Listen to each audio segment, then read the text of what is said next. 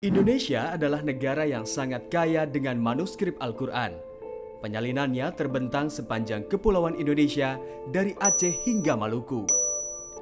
Penyalinan manuskrip Al-Quran Nusantara ini berlangsung sejak abad ke-17 hingga akhir abad ke-19. Dengan jumlah mencapai ribuan manuskrip Al-Quran. Pada akhir abad ke-19 merupakan masa akhir penulisan manuskrip Al-Quran.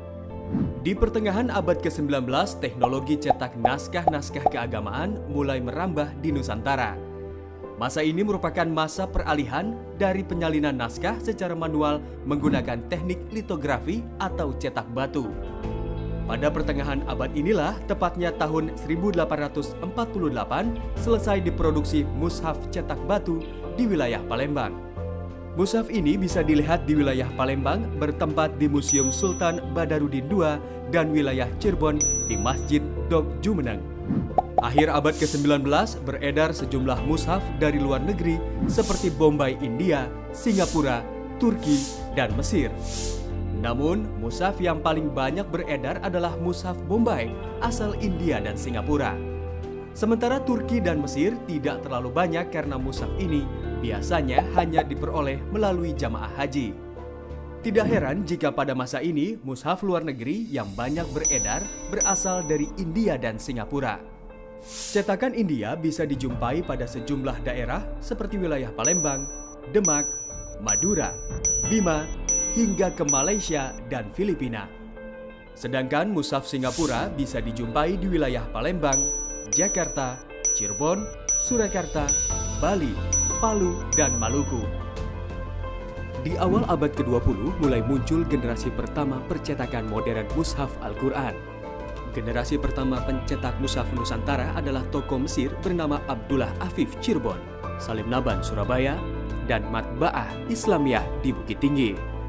Generasi berikutnya adalah penerbit Al-Ma'arif Bandung, Sinar Kebudayaan Islam Jakarta, dan Menara Kudus.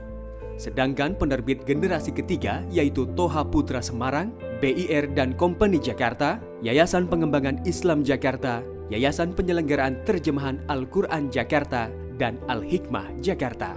Mushaf yang diterbitkan ini semuanya menggunakan mushaf Bombay asal India.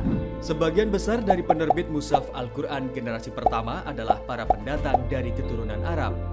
Dan sebagian penerbit ini berlokasi di wilayah kampung Arab seperti Abdullah Afif di Panjunan Cirebon, Salim Naban di Ampel Surabaya, dan Toha Putra di wilayah Kauman. Ini menunjukkan jaringan Arab yang kuat dalam penerbitan mushaf Al-Quran generasi pertama. Mushaf Al-Quran generasi pertama ini ditasih oleh ulama-ulama setempat yang memiliki kemampuan untuk melakukan pentasihan, seperti Kiai Haji Muhammad Usman, Kiai Haji Ahmad Badawi yang mentasih mushaf Abdullah Afif Syekh Sulaiman Ar-Rusuli, dan Haji Abdul Malik Matbaah Bukit Tinggi.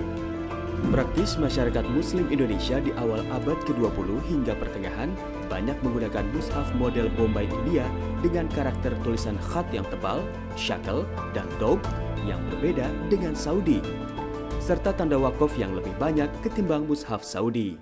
Karena itulah, Mukernas Ulama Al-Quran menjadikan mushaf cetakan tahun 60-an ini sebagai sandaran dalam merumuskan mushaf standar Indonesia.